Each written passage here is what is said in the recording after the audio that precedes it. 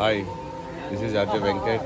నేను ద్రాక్షారామం పరమేశ్వర స్వామి వారి టెంపుల్ దగ్గర ఉన్నాను, అమ్మవారి టెంపుల్ దగ్గర ఉన్నాను. అలాగే మన పంతులు గారిని కూడా కలవడం జరిగింది. చాలా అద్భుతంగా ఇక్కడ పూజలు అన్నీ నిర్వహిస్తున్నారు.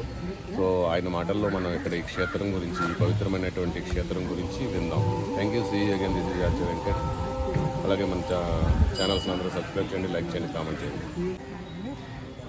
పంతులు గారు, మీ గురించి అలాగే మన క్షేత్రం గురించి చెప్పండి.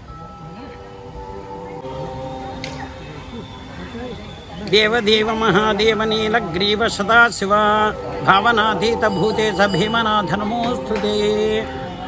భక్త మహాశీలందరికీ నమస్కారాలతో దక్షిణ కాశీ దివ్యక్షేత్రం మాణిక్యాంబా సమేత భీమేశ్వర స్వామి కొలువైన క్షేత్రం. దక్ష ప్రజాపతి యజ్ఞం చేసినప్పుడు 300 కోట్ల దేవతలు కూడా ఇక్కడికి విచ్చేశారు. 300 కోట్ల దేవతలు దర్శించిన పుణ్యస్థలాలు భారతదేశంలో రెండే రెండు. ఒకటి కాశీ, రెండు దక్షిణ కాశీ, దక్షారామం. ఈ దక్షయజ్ఞానికి పరమేశ్వరుని పిలవపోవడంతో అమ్మవారు పార్వతీదేవి ఇక్కడికి వచ్చి అగ్నిలో తన దేహాన్ని చాలిస్తే ఆ దేహాన్ని విష్ణుమూర్తి వారు 18 భాగాలుగా ఖండించారు. అవే మన భారతదేశంలో అష్టాదశ మహాశక్తిపీఠాలుగా 18 పీఠాలుగా వెలిసాయి. మిగతా అన్ని చోట్ల కూడా శ్రీచక్రం వేరేగా, అమ్మవారు వేరేగా ఉంటాయి. ఇక్కడ శ్రీచక్రం మీదే అమ్మవారు ఉంటుంది. శ్రీచక్ర రాజనిలయ శ్రీమద్ త్రిపుర సుందరి. అలాగే లలితా సహస్రనామంలో రక్తవర్ణ మాంసనిష్ట గుడాన్న ప్రీతమానస, రక్తాన్ని మాంసాన్ని కోరుకుంటుంటే వాటిని శాంతరూపాలుగా మార్చడానికి ఆది శంకరాచార్యుల వారు శ్రీచక్ర స్థాపన చేశారు. కాబట్టి శ్రీచక్రం మీదే అమ్మవారు కొలువై ఉండి దక్షిణంగా చూస్తూ దక్షయజ్ఞం జరిగిన ప్రదేశాన్ని చూస్తూ ఉంటుందన్నమాట. ఈ గ్రామంలో సప్తగోదావరం తీర్థం సర్వతీర్థోత్తమోత్తమం.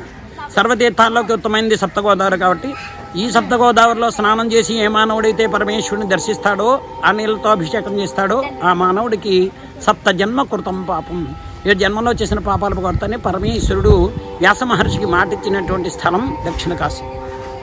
వ్యాసుల వారు కాశీలో భోజనం దొరకకపోతే కోపగించి అక్కడి నుంచి ఇక్కడికి వచ్చేసి పరమేశ్వరుని పూజించి అర్చించి ఇక్కడే ఉండిపోయారు. కాబట్టి దీన్ని దక్షిణ కాశీ, వ్యాస కాశీ అంటారు. భోగమోక్ష సురాధ్యక్ష పుండరీకాక్ష పూజిత దక్షవాటి సఫాలాక్ష భీమనాథ నమోస్తుతే. భోగాన్ని మోక్షాన్ని రెండూ ఇచ్చేటువంటి వాడు కాబట్టి ఆయన భీమశంకరుడు.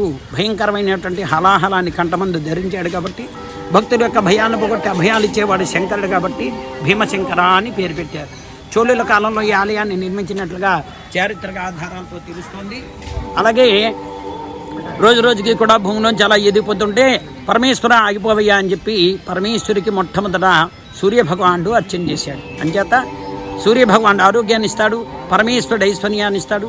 విష్ణుమూర్తి లక్ష్మీనారాయణ స్వామి ఉన్నారు ఇక్కడ, ఆయన్ని రామచంద్రమూర్తి ప్రతిష్ఠించి పూజించాడు. ముగ్గురికి ఒకేసారి భీష్మ ఏకాదశి నాడు కళ్యాణం చేస్తారు.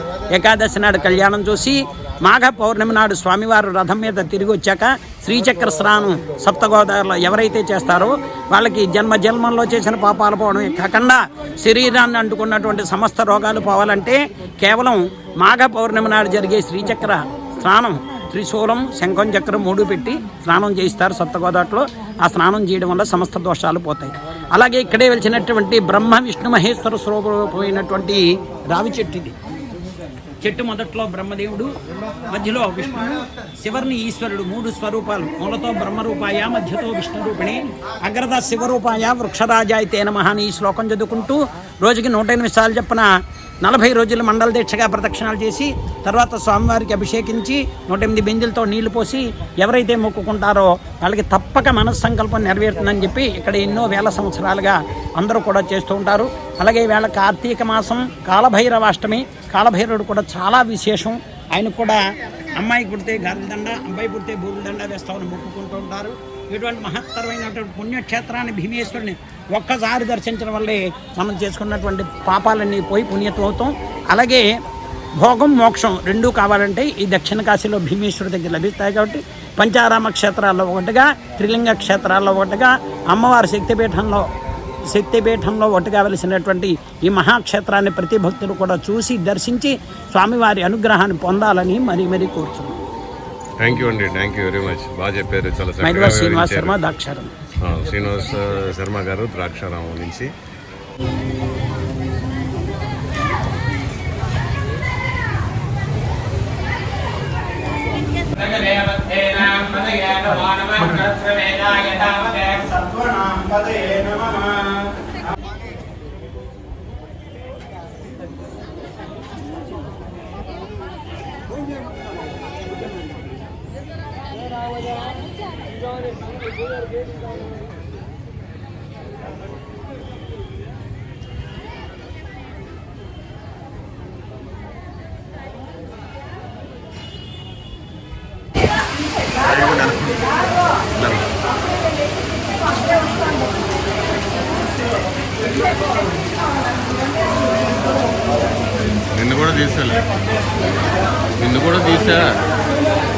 నిన్ను కూడా తీసా